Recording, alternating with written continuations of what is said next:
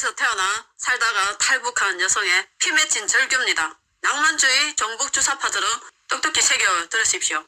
그래서 한국에 국가보안법이 있다는 것, 또 북한이 국가보안법을 매우 싫어한다는 것을 2000년도에 김대중의 북한 방문 당시에 김태산 대표는 알았다고 합니다. 당시 김일성과 김대중은 연방제 통일 문제를 토의하는 자리에서 연방제 통일의 가장 큰 장애물, 바로 주한미군 철수와 한국의 국가보안법 해체를 이 김대중이 책임지고 실행하는 것으로 약속을 했다라고 말하고 있습니다. 나는 죽어서도 가기 싫은 것이 북한이요. 지금도 꿈속에서 가기 싫은 것도 북한이요. 북한에서 태어난 죄밖에 없는 불쌍한 우리 탈북자들과 자유를 찾아오다 죽은 영혼들과 굶어 죽은 300만의 영혼들 앞에서 함부로 북한을 말하지 말라. 어떤 보일러실에서 아기를 낳았습니다. 내 딸이 2살이 될 때까지 따뜻한 집에서 한 번 채워보지 못했으며 옷 한 벌, 아니 뽀송뽀송하게 마른 기저귀 한 번 채워보지 못하고 끝내 인신매매로 남이 나라 땅에 개돼지 마냥 팔려가는 아픔을 당해본 엄마로서 꼭 당신들에게 하고 싶은 말이 있습니다. 배고파 우는 아기에게 소똥의 요물콩을 골라서 입에 넣어줘야 하는 아픔을 당신들은 겪어봤냐고. 백주의 대낮에 정부 콘서트를 열고 환영받으며 놀다운 평양을 북한이 전부처럼 말할 수 있는가 말이다. 나는 내 남편에게 늘 유언장 같은 말을 합니다.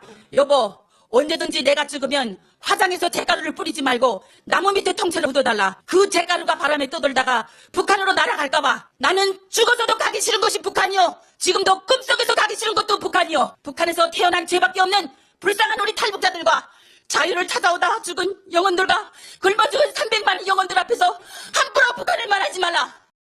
북한 여행을 8번이나 다녀온 재미교포 신은미, 평양만 돌아다닌 탓인지 북한에 다녀온 후 통일 토크 콘서트를 열더니 북한은 좋은 곳이다. 살이 쪄서 올 만큼 좋았다. 북한에 수감되어 있는 사람들은 없다. 같은 발언은 물론이고 북한 정권의 정당성을 홍보하는 말들까지 하면서 북한이 대부분이 아는 것과는 달리 마치 지상 낙원인 것처럼 말했단 말이죠. 이에 북한에서 지내다 살기 위해 탈출한 탈북민들이 맞짱 토론을 제안했지만 응답하지 않자 바로 기자들을 불러서 마이크를 잡고 말씀하신 내용입니다. 이 참담한 현장이 2025년 12월에 북한 마을이랍니다. 이게 불과 2달 전의 마을입니다. 이게 2달 전. 저렇게 살고 있습니다. 이게 무슨 지상 낙원입니까? 정복 주사파들 정신 차리세요. 정복 주사파들은 민족주의를 표방을 하는데 지금 북한 저 체제가 정상적인 체제라고 생각하십니까? 예, 저렇게 같은 민족인데 남과 북이 이렇게 다릅니다. 예, 박정희 대통령 저 어릴 때 피격당해서 돌아가셨죠. 저 당시 지금 새마을 운동 벌어지고 있을 때 이 당시만 해도 대한민국 북한보다 낳고 했었습니다. 그렇지만 지금은 저 얼마나 발전했습니까? 그런데 북한을 지상낙원이라면서 선전하고 심지어는 국가보안법 폐지한다면서 범여권 31명이 대표로 발의했습니다. 범여권 지금 꼴랑 31명이죠. 지금은 국민들 눈치 본다고 그냥 놔두고 있을 겁니다. 그렇지만 지방선거 끝나면 저거 통과시킬 수도 있습니다. 그러면 어떻게 되겠습니까? 간첩도 못 잡습니다. 대한민국에 간첩들이 저렇게 많은 줄은 저는 윤석열 대통령의 계엄 후에 내란 공개재판 그걸 통해서 알았습니다. 전 그걸 통해서 개몽된 사람입니다. 야, 대한민국에 저렇게 간첩들이 곳곳에 펼쳐져 있다는 걸 기가 막힌 이 현실을 저는 불과 몇 달 전에 알게 됐습니다. 여러분 정신 차리십시오. 자유 대한민국 그저 얻어진 거 아닙니다. 부모 세대 안 먹고 허리띠 졸라 매어서 이룩한 자유 대한민국의 이 넉넉한 부 공짜 아닙니다. 4050 정복주사파들 정신 차리십시오. 지금 대한민국 경제 엉망됐습니다. 노란봉투법 3월 10일부터 시행한다는데 지금 실업자도 엄청 생긴 걸로 저는 예측합니다. 노란봉투법으로 대한민국에 있는 기업들 다 나갑니다. 그러고 중대재해처벌법으로 사망자 1명만 생겼다 이래도 그냥 문 닫습니다. 공장들 화재도 막 곳곳에서 빈번하게 일어납니다. 엄청난 실업자들 생겨 있을 텐데 지금 대한민국도 이제 북한처럼 저렇게 배급제가 될 수도 있어요. 정신 차리세요. 정치인들 국회 저 여당이나 야당이나 할 것 없이 국민들을 개돼지로 동물농장 소설해 놓은 것처럼 이제 가두고 이제 그렇게 살게 됩니다. 지금 대한민국 점점 세계에서 고립되고 있습니다. 한미일 군사훈련 그것도 이제 불참했습니다. 미국이 제안한 거 거절했습니다. 그래서 중국과 러시아가 서해에서는 중국이 전투기입니까? 러시아에서 독도 인왕까지 이렇게 전투기가 떴다고 그럽니다. 그래서 주한미군이 그걸 반격하고 지금 이렇습니다. 이 잘못하면 그냥 미군이 신경 끊어버리면 적합 통일됩니다. 그러면 여러분 지금까지 넉넉하게 그나마 풍족하게 살았던 거 조금 전에 그 북한 그 처참한 저 현실로 여러분들 살아야 될 수도 있습니다. 제발 정신 차리십시오. 국민들이 관심에서 살벌해지고 있는데 바로 국가보안법 폐지입니다.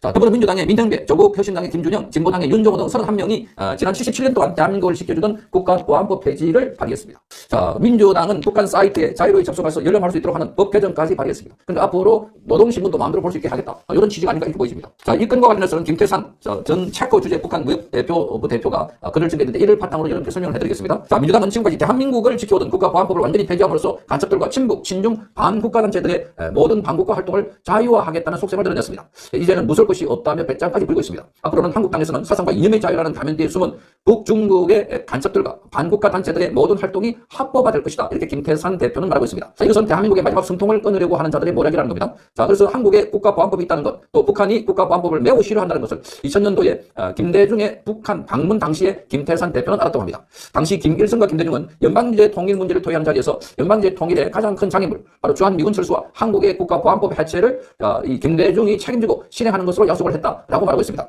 그런데 6월 15일 남북 합의문 서명이 끝나자 김대중이 김정일에게 한 가지 의견이 있다고 조심스럽게 말했다고 합니다. 자, 김정일은 흔쾌히 말하라고 했는데 김대중은 이렇게 말했답니다. 자, 국방위원장님, 연방제 통일을 위해서는 다른 것은 다 할 수 있는데 미군 철수 문제는 저희 힘으로는 좀 어렵다. 이렇게 말했다고 합니다. 그러자 김정일이 그러면 미군은 내가 내보내겠다. 대통령님은 국가보안법만 빨리 없애주십시오. 이렇게 말했다고 합니다. 그러자 김대중은 제가 가자마자 국가보안법은 꼭 폐지하겠습니다. 이렇게 다짐을 했다고 합니다. 그 일로 북한 사람들은 한국에 북한 보안법이 있다는 것과 그것이 김정일의 대남 전략 실현에 매우 큰 장애물이라는 것을 알았다는 겁니다. 자, 그러나 김대중도 국정원과 모든 대공 부서들은 다 손보면서 국가보안법만은 감히 손보지 못했다고 합니다. 김대중, 노무현, 문재인도 감히 시도하지 못했던 민족 배신 행위를 바로 이재명 정권에서 강행하려고 하고 있다. 지금까지 한국을 지탱해온 것은 물론 미군의 신세도 있지만 국가보안법이 있었기 때문이다. 이렇게 보는데 만약 국가보안법이 없었다면 한국은 북한의 대남 전략 앞에서 물거품처럼 꺼지고 말았을 것이다. 이렇게 말하고 있습니다. 그동안 김대중, 노무현, 문재인 시절에도 없애지 못했던 국가보안법을 이재명이 없애겠다고 합니다. 그 앞에 다른 정권에서 이 징벌적 보상제도 이것도 없애지 못했고 뿐만 아니라 특정 재판을 재판부를 구성해가지고 특정 사건과 인물에 벌을 주겠다고 하는 전담 재판부를 만드는 것도 그동안에는 못했는데 이재명은 한다는 겁니다. 이게 이재명 정권의 특징입니다. 자, 대한민국의 법치를 완전히 파괴하고 무너뜨리고 그리고 우리의 정체성과 정통성을 무너뜨리는 일을 이재명은 하고 있다는 겁니다. 자, 세상에 한국만큼 간첩과 반국가 지하단체가 많은 나라가 없다고 김태산 씨는 말하고 있습니다. 지금까지 그들의 암해 책동으로 대한민국과 국민을 지킨 것은 국가보안법의 빛나는 공로라고 말하고 있습니다. 자, 그런데 그 국가보안법이 사라질 운명에 처해 있다. 자, 이제 한국은 북한과 중국의 간첩들과 반국가 조직들과 숨어있는 무장 조직들이 마음대로 활개치는 세상이 될 것이라고 내다보고 있습니다. 자, 북한을 찬양하고 김씨 가문을 추앙하는 선전물이 거리에 넘쳐날 것이라고 말합니다. 자, 후대 교육도 공산주의 교육을 하게 될 것이다. 이렇게 내다보고 있습니다. 국가보안법이 살아나는 지금도 지난 5년 동안에 보안법 위반죄로 법에 송치된 자가 151명입니다. 그중에 몰래 북한을 떠나던 자가 29명이나 됩니다. 자, 그런데 북한 보안법이 사라진다면 태극기보다 인공기 숫자가 더 많이 휘날릴 것이고 애국자보다 반역자가 더 많아질 것이다. 이렇게 말하고 있습니다. 자, 그래서 길은 딱 하나가 있는데 전 국민이 들고 일어나서 국가보안법 폐지를 막아야 대한민국이 산다. 이렇게 말하고 있습니다. 자, 지금 이렇게 보면 대한민국이 무너지고 있는 것이 한두 가지가 아닙니다. 경제는 환율 폭등으로 인해서 경제가 바로 무너지고 대한민국의 주력 산업과 기간 산업들이 다 미국으로 또는 해외로 이전하고 있고 국내 산업은 공동화되고 있습니다. 그럼에도 불구하고 이재명은 오로지 자기 권력을 강화하고 독재를 하기 위해서 또는 자기가 잡혀가지 않기 위해서 그래서 이재명 리스크를 사법 리스크를 막는데 혈안이 되어 있습니다. 자, 그래서 지금 여기 보면 국가보안법 이런 것들이 없어지고 그리고 대한민국의 근간을 이루는 법이 없어지면 대한민국은 지금 우리나라가 아니라 반중국, 반북한처럼 변하고 있다. 자, 이렇게 보이는 겁니다. 이게 가능하게 된 것 바로 대통령이 될 수도 없고 대통령이 돼서는 안 되는 이재명이 대통령이 됐기 때문에 본인은 지금 제일 큰 관심이 나라가 망하든 말든 자기 사법 리스크를 막는 게 가장 큰 우선이 아닐까 그렇게 생각되십니다. 왜냐하면 본인도 과거의 재판 과정에서 영장실질심사하는 과정에서 자기 범죄 혐의가 다 인정이 되면 50년은 감옥에 있어야 된다 이렇게 말했습니다. 그러니까 본인이 50년이 감옥에 있는 것보다 본인이 대통령 돼가지고 나라를 허물더라도 나라가 망하더라도 자기 자리를 지킬 수 있고 구속할 수 있다면 그러면 이재명은 자기가 살아있는 동안만큼은 떵떵거리고 살 수 있다 그렇게 생각하고 있는 것 아닐까 하는 생각이 드는 겁니다. 너무나 우리는 지금 위기 상황에 살고 있는데 국민들이 하루하루가 맨날 법이 통과되고 또 법이 일방적으로 처리되고 하다 보니까 거기에 적응해가지고 살고 있는 마치 이 개구리가 물속에서 서서히 죽어가듯이 우리나라도 함께 죽어가고 있는 것 아닐까 자, 이렇게 보이는 겁니다. 자, 국가보안법까지 없어진다고 하니까 지금 대한민국은 초위기 상황인 것 같습니다. 국민들이 바짝 정신을 차려야 되는데 아직도 정신을 차리지 못하는 국민이 절반이 넘는다고 하니까 대한민국은 그야말로 위기 그 자체인 것 같습니다.